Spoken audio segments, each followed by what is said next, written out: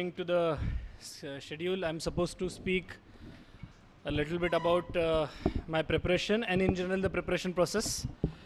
Certainly it's not the first time that we are interacting, but now as I have seen, I'll be speaking almost the same things that I keep on speaking as a teacher. But since I passed the examination, now the authenticity of my words would be increasing. And more so, this time around, students would be taking it more seriously. So, in this whole discussion now, let's just try to fragment it. I would speak a little bit about the interview. I'll start with the interview, then I'll speak about the main examination. I would be focusing specifically on the prelim examination, since that is the recent most examination you would be appearing for. And once I'm done from my side, we will take some question answers and so on. Okay. Now, as far as my own performance is concerned, I need to compare my performance with the mains of 2013.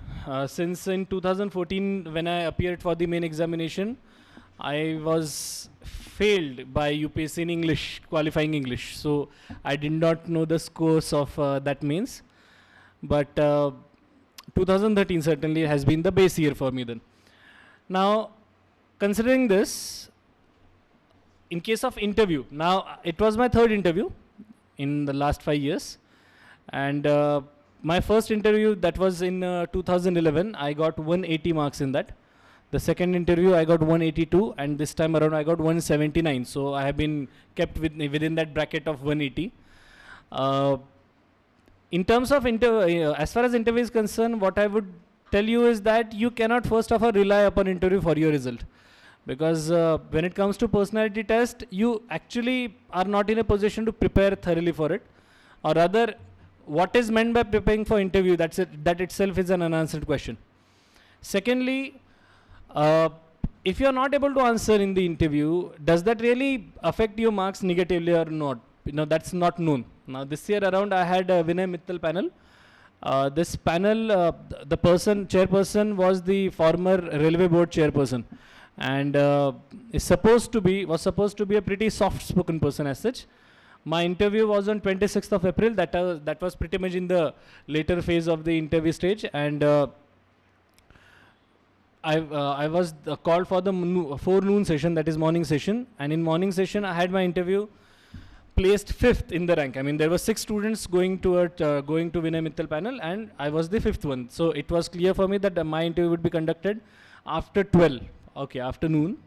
And in the whole interview, first of all, the panel was little strict. I could see that they were behaving strictly. They were not expressing whether they were happy with my answers or not, or etc., of this sort. And it created a sort of a non-conclusive situation for me.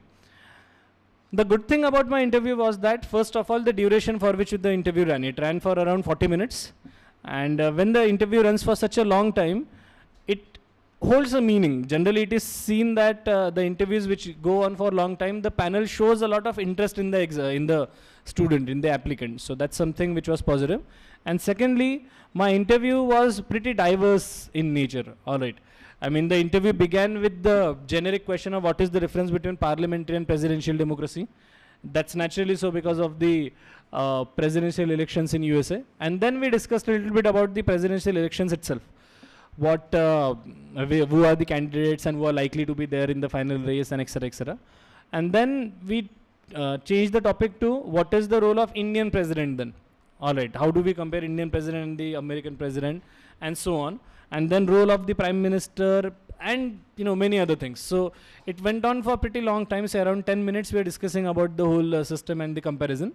And then a question which has been asked to me even in my MPSC interview, that was what are the controversies surrounding BCCI? That is the same. Should BCCI be under RTI or not? And secondly, the IPL corruption and the Lodha committee report. So again, a pretty generic question. What are the major recommendations of the Lodha committee report? I knew that, so I was able to speak pretty confidently. And when I spoke about this one state, one rank recommendation, then he wanted me to elaborate on that. And he just grilled me a little bit on that. Why you want one state, one vote, or why you want BCI under RTI, and so on. he always gave some contradictory statements to my opinions, and it was just my job to defend myself. All right, I could see that. And then after that, there was a sudden change in the interview where one of the panelists was asked to ask me questions, and he went on to ask me about the Russian economy. What is the impact of the reduction of petroleum prices on Russian economy? And he wanted me to tell him the reduction in GDP, the reduction in employment rate in Russia, and the total scenario in terms of exports from Russia, etc., etc. So this factual information certainly was not with me. I didn't know many things about India in terms of the factual economy, so there was no way I knew about Russia, and that's why it was just not possible for me. I mean, for a pretty long time, I just kept on saying, sir, I don't know, I'm not in a position to answer this. But as far as my opinion goes, these questions were not going to affect my performance as such, because the panel itself knows that the students don't know all these things. All right, it is highly unlikely that you can expect a student to know such details about the Russian economy. All right, and then again a drastic change when he started asking me question about the gross domestic happiness, ethics, and so on. So it went on for a pretty long time. The thing is that I wouldn't be discussing what answers I gave, because certainly the answers that I would be telling you today would be better answers than what I gave in the interview, because now I know the answers. Okay, so that's why there's no point discussing what I answered, and at the same time I don't remember how many questions I answered properly. And then again a great change where they suddenly asked me what is Avogadro's number, and now that's because my graduation was from the stream of chemistry, but I passed out graduation in 2006. So I just said that, in fact I said the same thing, sir. I passed my graduation in 2006. And since that point, I have not been following chemistry at all. So I'm not in a position to answer this. And then that was a pretty funny thing, but he said, could you at least tell me what is pH value? So it was like, please tell us something about chemistry, since it is written that you have done it from chemistry. So I was able to tell him that. And then again, the thing is that they just wanted to check me on the basis of how do I catch up with the serious change in the topic itself. They started asking me about the role of CBI. What are the problems faced by CBI in investigating bureaucracy? So we discussed about that. Then tell me an incidence where a bill was duly passed by both the houses with required majority, and still the president rejected the bill. Okay, now this question was unexpected, but still they were asking this question. I talked about the postal bill of 1988. And they said that, okay, you have talked about postal bill, but that was not pocket veto. I used the term pocket veto there, but he said that was not pocket veto, and then he just didn't explain me what was it really. And then the next person in the panel, he asked me what is meant by cryogenics. What is cryogenic engine? How does a cryogenic engine work? This topic was not related at all to my profile. It's not. Cryogenic engine is not connected to me at all. And then he asked me, why air turbine fuel that is used for aeroplanes is not used for rockets or spaceships? Now, these certainly are the questions which should be logically answered. We should, in fact, ask these questions to ourselves, since we study these topics in GS. But certainly, I wasn't prepared for this. So that was one more patch of my interview where I kept on saying, I don't know. All right. And then, again, it went on towards little opinion-based questions like what is the problem with Indian media, etc. Now, that was the point where I felt that, yes, I have impressed the panel, because when the member asked me, what are the problems with electronic media, the chairperson interrupted, and he asked me, Rahul, I don't want the typical rhetoric from your side, that the TRP thing and etc., etc. I just want you to make two statements about what are the problems with electronic media presently. And this question, I could say that I just don't believe in destiny, but perhaps that was destiny, because just one day before I had heard one interview of Shashi Tharoor, in which he was asked almost the same question, and he had answered the question in two statements. All right, so I just repeated that. Okay, and it's just like you get a full toss when you want it, and you just put it out of the park. So that was the point where I felt really confident. Okay, at least there is at least one question where I can say that I have impressed the panel. Certainly the panel was not reacting at all. All five of them were males, and all of them were 60 plus. I could see that, and none of them were reacting at all. I mean, ajjibatas react karne hote. But that was the only point where I could see some sort of gesture from them. थोडंसं काहीतरी मला जाणवलं तिथे. And then one more person, perhaps the oldest person of the panel, he asked me CBI, CVC, CIC, and CAG. He asked me, you speak whatever you know about these 4 organizations. No one would interfere while you're speaking. There wouldn't be any supplementary question. And in fact, you speak so much that we shouldn't need to even ask you a supplementary question about it. So now, certainly it was a topic of public administration. These 4 organizations are not very difficult to be known. Like, we all know these organizations. So I spoke for around 10 minutes or so. I told them all the details that I knew about these 4 organizations, and they certainly didn't ask me any supplementary question about it. And then it went on to, they went on to ask me some other questions, like, again, what is meant by reverse mortgage, and what is the situation of banking system in India, and from that a little personal thing, that when did you get married, and so on. So it ended with that, and finally I entered the room at around 12:10, and I came out at around 12:50. So it was around 40 minutes that I was in there. Now, what were my observations? I'll just share them with you. Firstly, the most obvious questions are generally not asked. For example, Marathwada drought, Vidarbha separation, or the questions about your native, for example, Pune. At least in the later phase. Now, the interview started on 8th of March, all right, and my interview was on 26th of April. So it is the last phase of interviews, the last 2 weeks. At least in this later stage of interview, the most obvious questions are never asked, firstly. Secondly, even if you are forced to say, sir, I do not know the answer to this, etc., it does not affect your scoring at all. Because if I really compare how many questions I answered confidently, how many of them for which I said I don't know, it was a 50-50 sort of a ratio. So I should have got 50% marks actually, but I got much more than that. All right. So it does not matter whether you say, sir, I don't know, because certainly everyone has some limitations in terms of its knowledge.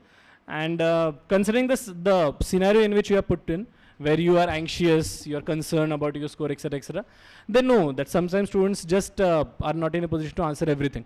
Okay, so that's there. So what is the personality test really all about? It's all about how you react to a stressful situation, how well you present yourself, and how well are your communication skills. Okay, because if your communication skills are bad and the examiner gets, or the panel gets a little bored, to interview you, then that's going to be a problem. So certainly your interview preparation stage is going to come pretty late. Okay, it would be at least 9-10 months to go from now. But I would suggest you to work a lot on your English speaking skills, all right, communication skills. That is going to be the key of success in the interview. And at the same time, you cannot guess what is going to happen in the interview. It is just too subjective. Now, many people who went to Alka Surve panel on the same day, Alka Surve is supposed to be one of the difficult panels because she puts the student under a lot of stress, all right, and also is not famous for giving too many marks. But on that day specifically, the students who went for her panel were very happy. The next day when we met in the medical test, the students were very happy. They said that she asked many easy questions, etc. But on the same day, she has not given too many marks. So all these things are there. There's just too much of subjectivity, and there's no point relying on the interview.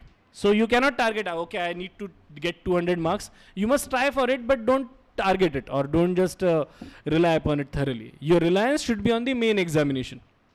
As this year around we have seen, the person who came first in Maharashtra and 6th in India, I guess, 6th or 8th, 8th. He has scored exceptionally high in the main examination. He scored just 130 in the interview.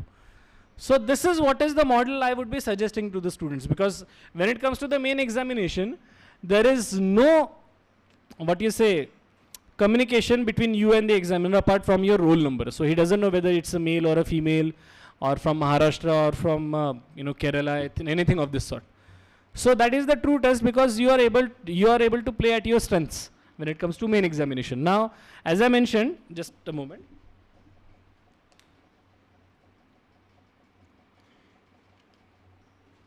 When it comes to main examination, in my case, I need to compare my score with 2013. So let's start with GS. GS paper 1. 2013, I had got 106 marks. This year around, I had got 102 marks. Yes, there has been reduction, but there is no drastic reduction. So I don't mean to say that I scored less this year. But my suggestion to you would be that GS paper 1 is always a paper where you can target very high score. All right. I know some students who have got in excess of 120 to 125 in GS paper 1.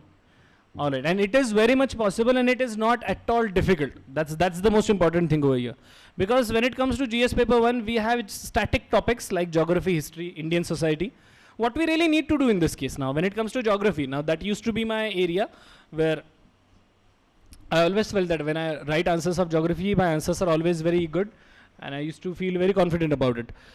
So if I get a question of geography, I would be starting my examination with those questions only. In 2015, unfortunately, there were not many questions from physical geography, as that happened in 2013. In case of geography, please always keep a habit to draw a lot of maps, a lot of diagrams. That certainly helps you technically to score more, that extra 2-3 marks after every question. And in general, in case of Indian society questions are very easy, and they are totally based upon how much observation you really have made.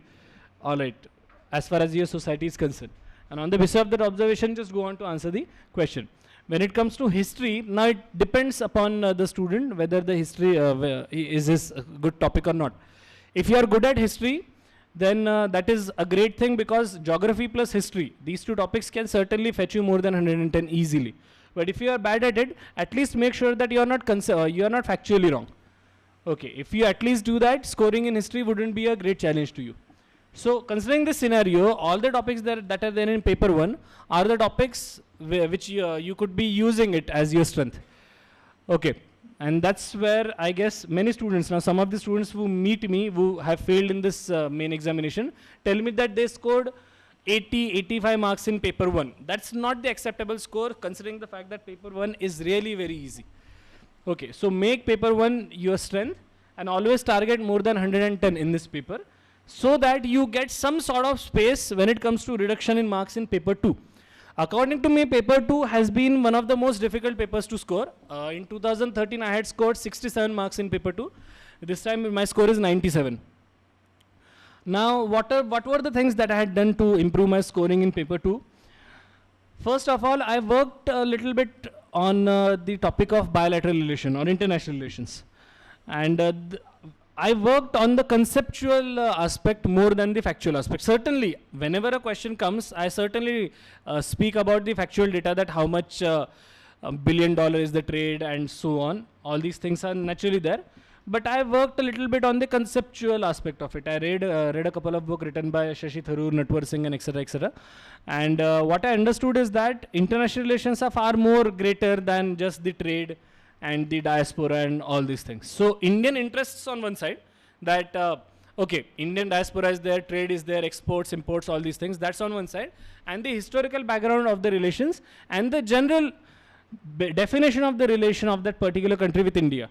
All these things, if they are properly known to us, we are in a better position to answer the questions of bilateral relations. Unfortunately, again, I was well prepared with this topic, but this year they asked only 4 or 5 questions about this. And that's why I was not able to play with my strength at this point. When it comes to polity, I suppose polity has become a little more difficult to answer. There are a couple of reasons for this. The first reason is that polity, they have made it pretty current affairs oriented. So you should exactly know what is happening.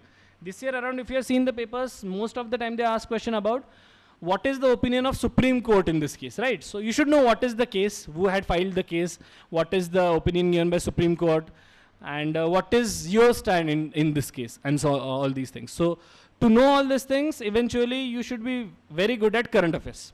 That's there, firstly. Secondly, the constitutional provision should be very well known to you. So now first question this year around was, what are the impediments in implementing uniform civil code in India? I guess that was the first question. So you should start with, according to Article 44 in the Constitution, it has been recommended under directive principles that uniform civil code should be implemented, and so on. So you be constitutionally correct in terms of facts, and then you should be correct in terms of current affairs. What is the opinion of Supreme Court and what is exactly going on in this field. All right. So there are just too many things that you need to remember when it comes to polity. Even though the topic sounds to be a little easy, when you look at the questions, you feel that, okay, the questions are easy, I would be able to answer them. Rather, most of the students feel that I would be able to answer these questions. All right. So it becomes a little difficult to understand what UPSC really expects from us. Okay, and that is the reason why paper 2 has been the most difficult one to score at. Get it? And my suggestion to you would be, do a lot of practice when it comes to paper 2, get the papers evaluated from the concerned teachers, especially bigger teachers like Tukaram Jadhav sir, etc. That would be giving you a better idea about your concepts, whether you're writing in the correct way or not. Alright, coming to paper 3. Paper 3, I was always confident about this paper. In 2013, I had got 89 or 87, I don't exactly remember, in that paper. This year around, I got 99 marks. Paper 3, now I have taught you internal security. That has been the strength topic for me. And there were 4 questions about internal security this year.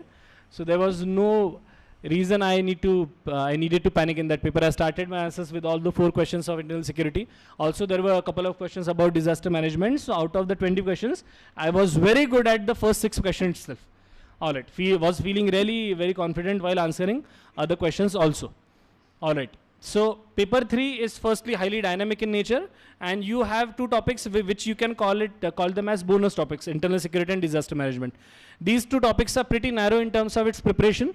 All right, in internal security we have just 4 aspects as we had discussed: Naxalism, Jammu Kashmir, terrorism, Northeast insurgency, border security, and so on, and cyber security, one more additional small topic. And disaster management, preparedness, mitigation, and recovery. So considering these 2 narrow topics, and every year questions are being asked about them, there is no way we need to feel that these topics are difficult or I'm not prepared for it. You must be prepared for them.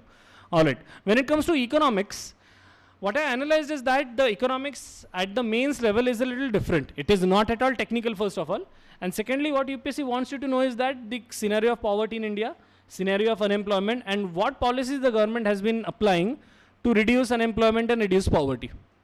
All right, and most of the questions were like this. When they asked question about the Make in India, when they asked question about the allied activities in agriculture and so on, all these are indirectly related to reduction of unemployment and reduction of poverty. So please be very good at those programs or policies which have been implemented by the government, at least in the recent time. They would be used by you as examples, and certainly your answers would be having more relevance when it comes to the questions. All right, so that's about the economics. And in fact, economy has become a very easy topic nowadays, especially in the main examination. So just don't worry about it.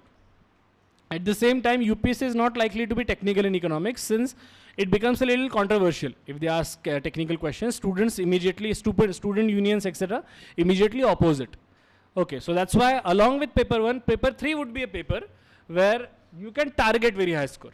All right, I was actually targeting 110 in this year, and I was feeling that I might get to that level, but unfortunately couldn't get to even 100. There could be some problems, and certainly you don't know. The thing is that you're supposed to solve 20 questions in 3 hours. Okay, so that when you sit down to solve the paper, to complete the paper itself becomes a challenge. A time comes where you stop thinking about the quality of your answer, and you start thinking about whether I'm going to complete the paper or not. असा एक point येतो की mark येतील तेवढे येतील आधी paper complete तर करून घेऊ आपण. All right, so that's why maybe at that point some plus minuses happen over there. And then it comes to paper 4. Now paper 4, many students meet me and ask me about how did I prepare for paper 4. By the way, paper 4 2013 I had got 80 marks. This time I got 98 marks. Paper 4 is a paper where I don't think you need to be dependent upon books. You don't have to be, considering the fact that they just want to know what you understand by a certain concept. The difference between 2013 and 2015 was that in 2013, I used to emphasize a lot on what other thinkers have said. If they are making me explain a certain concept like honesty, etc., I would write about what Mahatma Gandhi said about honesty, what Gautam Buddha said about the same, and so on. What I realized while preparing for 2015 attempt was that UPSC does not want me to know what Mahatma Gandhi said. UPSC wants me to tell them what I understand by it. ही काय हिस्ट्रीची exam नाही ना, where I should know what was said by whom. It is all about what I have understood by this. So this year around I said that my answer should be a little more natural. I wouldn't make a deliberate effort to write something to show my knowledge, how much I know and how much I read. Okay, I should just be close to the answer, close to the thing that has been asked. Okay, and I started using some day-to-day examples, or most of the examples that I used this year were from films. All right. Films means like movies like Swades or Mother India, something like that. Okay. So, and the thing is that it helps you a lot. First of all, you are able to explain the concept in the most lucid manner possible. Secondly, your examples become much more acceptable. They don't get too complicated. And thirdly, you are able to complete your answer in the stipulated time. Paper 4 is one of the paper where the time is a serious matter. Fortunately, this year around, when I discussed with Shushut sir, he suggested me that I should start my paper with case studies. He said that you answer case studies very well, you start with them. And that was perhaps the best thing I did about this paper, because this year case studies were really complicated and time consuming. My target was to finish off all the case studies by within 1.5 hours. That is, the paper started at 2 and I was supposed to finish them by 3:30. But that did not happen because of the complexity, and eventually it got extended up to 4 o'clock.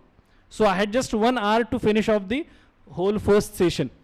And that's where I guess I botched up a little bit. Had I got more time, I would have written better answers, but this is how the exam is all about. Okay.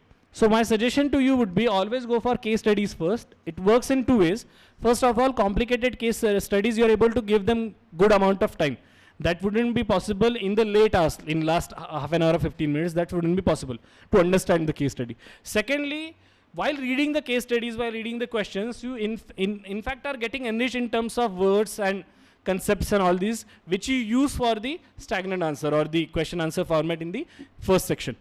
All right, so all these things help us in this case. Now let's just to let you an example.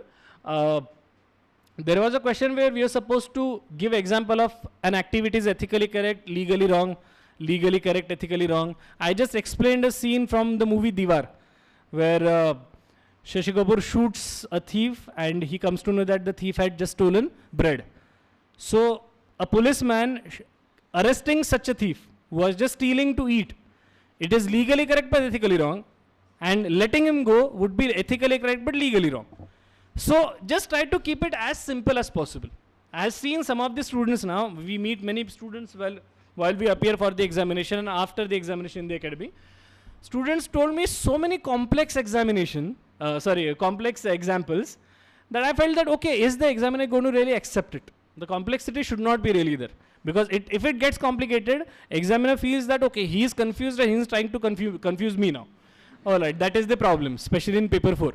So let's not go on those lines. Okay, and for all the 4 papers, first of all, always follow a point format of your answer. Okay. Do not try to go for the typical format of introduction, body, conclusion, because for 12.5 marks and for 20 questions, you don't need to go for such structured way. Okay, it doesn't work, and more so, you do not have time to do that. Okay, so understand the question properly, read it multiple times, as many times as possible. Try to understand what has been asked exactly and make an effort to answer exactly what has been asked. Nothing more than that. Don't deliberately try to show how much knowledge you got about the topic or how many case studies you have read about it and so on. Okay, what I've seen is that students try to use the newspaper articles, etc., etc. Okay, because they just cannot resist this temptation to show the examiner, I have read the newspaper. Okay, but that doesn't help you at all. GS is all about keeping it simple. Now I haven't calculated it, but you can do it. 102 plus 97 plus 98 plus 99. So I've been close to 100 every time. So it should be around 390 somewhere. All right, and that's where I guess I got an edge, because when it comes to GS, the average scoring has been 320, 330. So I have got 60 marks more than the average this year. Okay. Then I'll speak a little bit about essay now. Essay in 2013, I had got 81 marks, okay, which was a very bad score. And in 2015, this year, I got 143 marks. Now, when it comes to essay, what are the changes that I made? First of all, I needed to go through the whole journey of my essays, right from 2010 means. In 2010, I had got 99 marks out of 200. At that time, it used to be out of 200. In 2011, I was not happy with my essay, but that was my best score. I had got 126 marks out of 200 at that time. So, while going through all this history, I could conclude that our satisfaction sometimes does not matter for the essay. Okay, what matters is that how simply you are able to put forth the idea. So this time around, there were two commitments that I had made. First commitment was that I would stick to the topic again. I would not try to go for too much of diversity. In fact, you are supposed to go for. There would be many teachers or the students who have passed the examination that would tell you that you go for more diversity, try to show the examiner how diverse your knowledge is, etc., etc. But this time around, I felt that I shouldn't do that. So that's my personal opinion. And I'll again underline this, that having said anything till now is my personal opinion. Okay, it may be absolutely contradictory to whatever others feel. Okay, All India Rank 1 may say something else. So she certainly has more credibility than me, considering the rank. All right. So it's my personal opinion. He follows Halas Paije aise kahin nahi hai. But now, this time around, so that was the first commitment. Second commitment was that I would be choosing the topics where there would not be any contradiction of opinion, difference of opinion.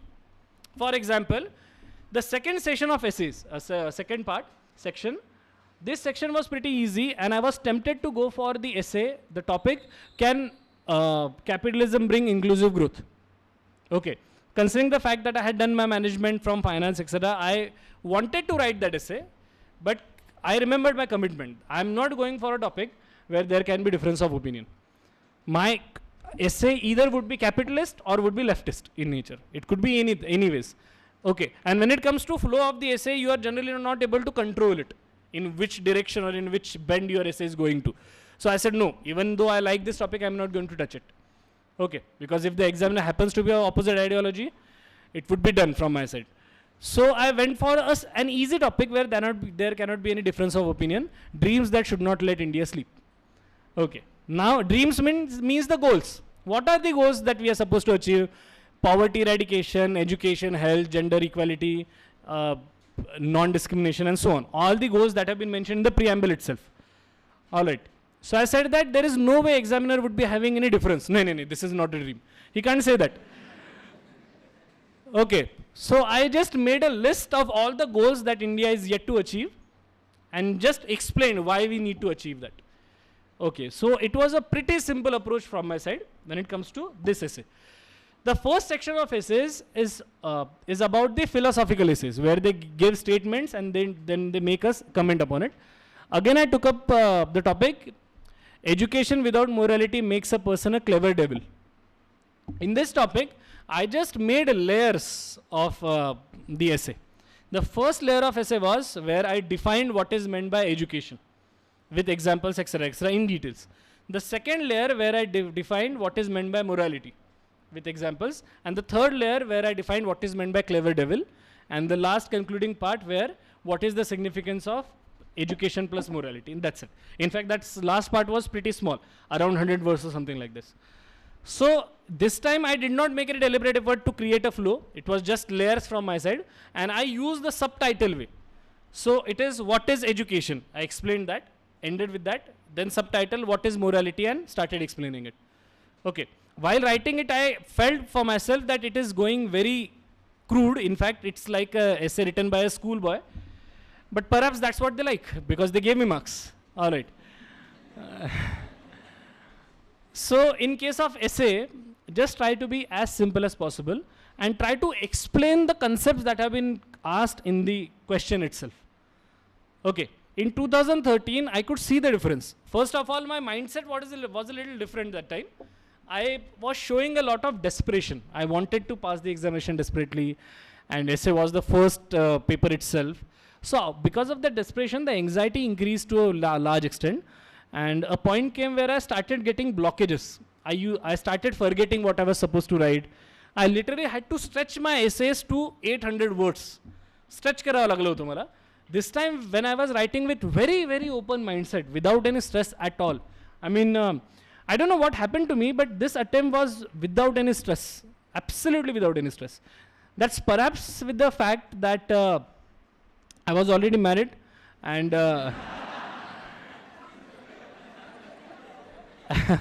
and just before I appeared for the examination, I became father.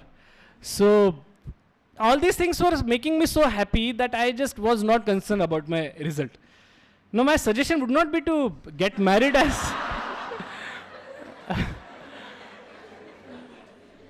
Okay, you understood it. My, my suggestion would be to be as, you know, as relaxed as possible. And that's how you, the best of you comes out. You be absolutely relaxed. And there is no way you should be thinking, you can be thinking about the result. There's so much of subjectivity, you just can't know. There would be some people who say that my exam was perfect and end up getting a very low score. And there are some people who say that I don't know what is going to happen, but they get high score. So all these things are so unconclusive that being worried about the result just does not help us. So be absolutely relaxed. And in this mode of relaxation, eventually, what happened is that in this year's attempt, I had to conclude the essay because the pages were over. You don't get supplements now, right? So I could see, okay, there are just 2 pages now, so I need to start concluding. Okay, so that is the impact of having very, very easy mindset, relaxed mindset. So that would be the first key to success that I would talk about, apart from preparation. Preparation shivay to success mina nahi hai. But apart from that, being very, very relaxed and unworried about the examination would be a very important thing to be done. Clear? So that's about the mains. As far as optional is concerned, public administration was my optional. I scored 220 marks in optional, combining both the papers. So that's not a great score. Okay. But what I observed this year around is that there are very few people who have got very high score in optional. Optional has not been a deciding factor really this year. That's because perhaps the fact that many people are complaining that there is too much of difference in the scoring of optional. And that's why UPSC tried to bring it on the same level by scaling or something. In any case, my score cannot be called as a great score. It was an average score. But when it comes to public administration, I guess that even to score this average score, you have to work a lot. All right, public has become such a sort of a topic. So students of public administration, Pol Science at least, tried to be conceptually very clear. Okay, these 2 papers are still very popular. Many people take this up. So my suggestion would be conceptually clear to me. Otherwise, it would be really very difficult to score even 150 marks in this. Okay, I wouldn't talk much about the optional now. So that's about the main examination. Now I come to the prelim examination, the actual topic.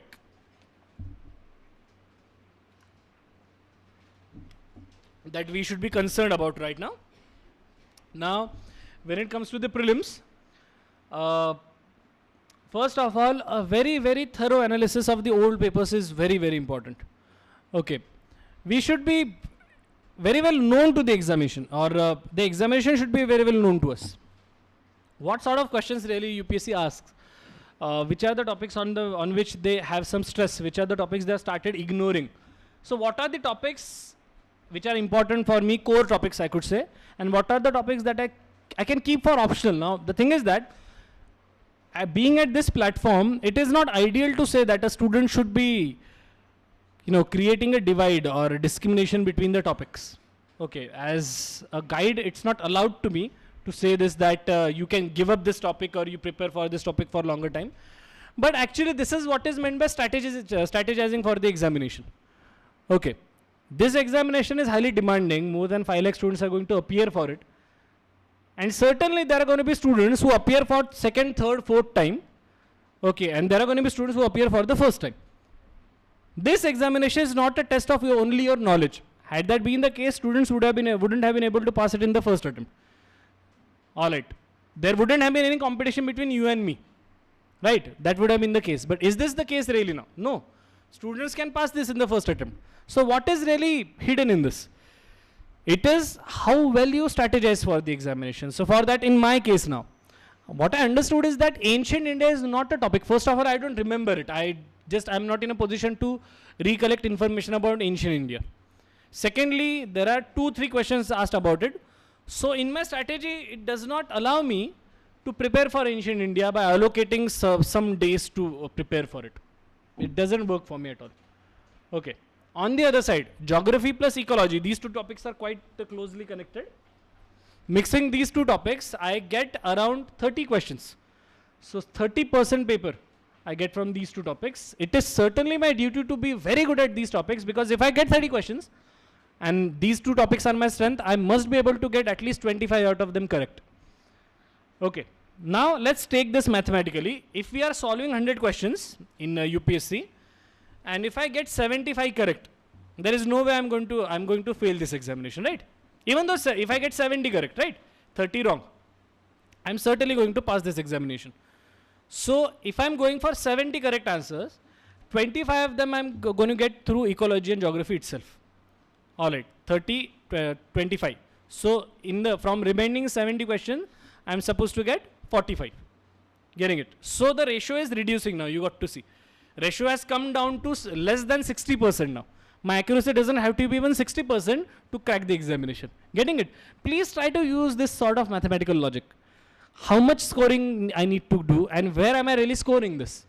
When it comes to polity is a topic which is easy for all the students in the country.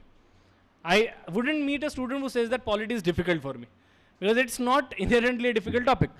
So if UPSC is asking 10 questions about polity, why can't we go for 100% scoring, 10 out of 10? Because everyone is going to do that. A serious candidate preparing from, say, Delhi, Jaipur, Chennai is going to do that. So it becomes my duty to be good at polity as well. So I'm getting, say, let's say not 10, 80%, 8 correct. So I have solved 40 questions now and already got 33 of them. Getting it? And this is how, in fact, I have started my journey towards the magical figure of 70. As Bharat Sale, na magical figure, as big, since there were results of elections, magical figure is very important term today.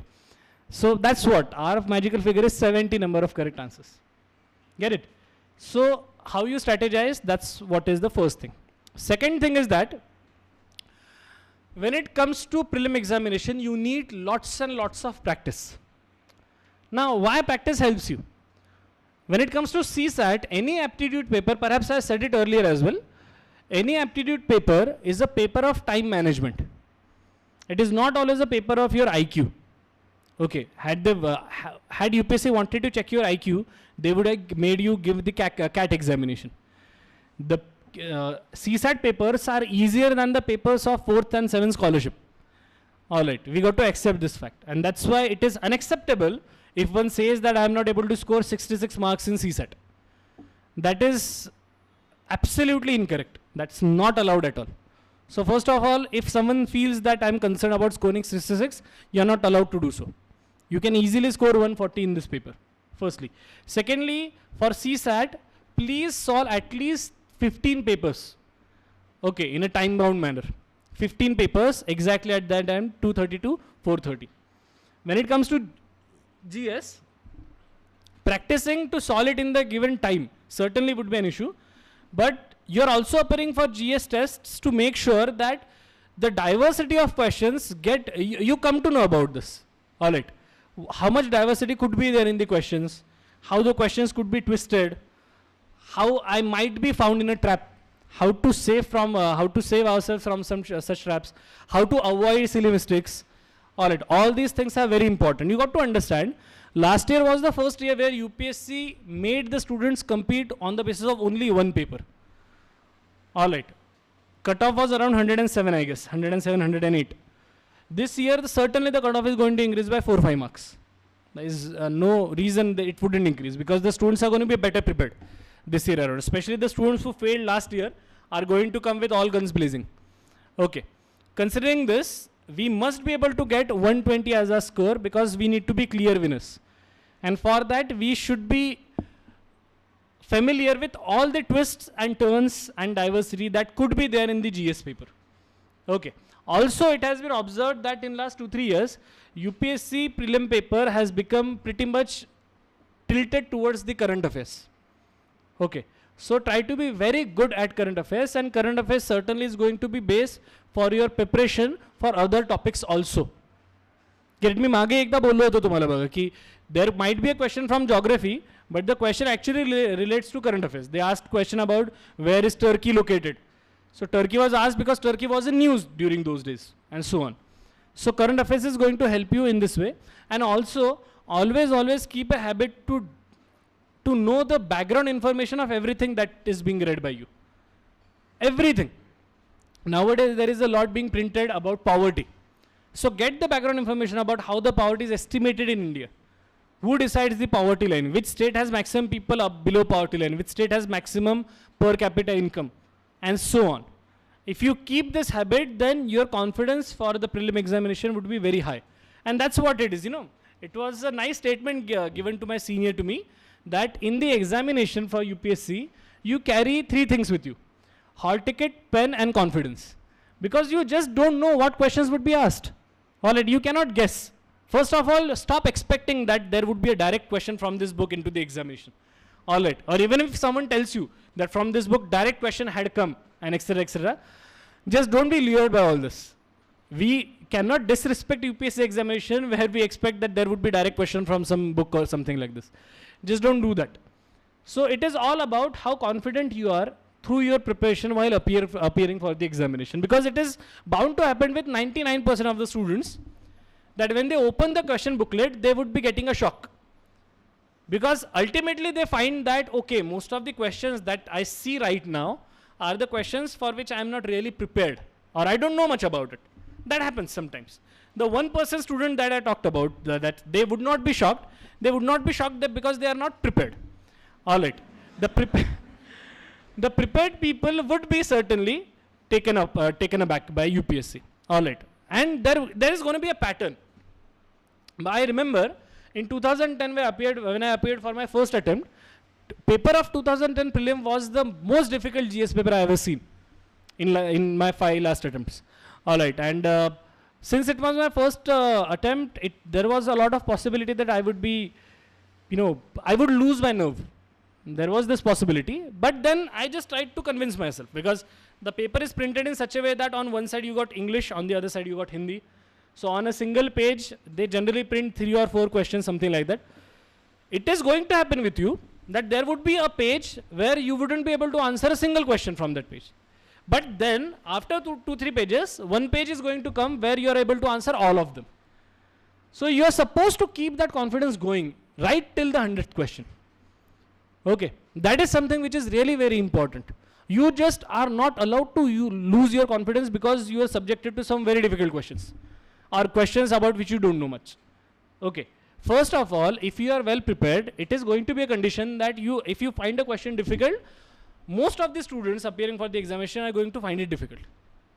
Okay, keep your preparation at that level and just keep fighting.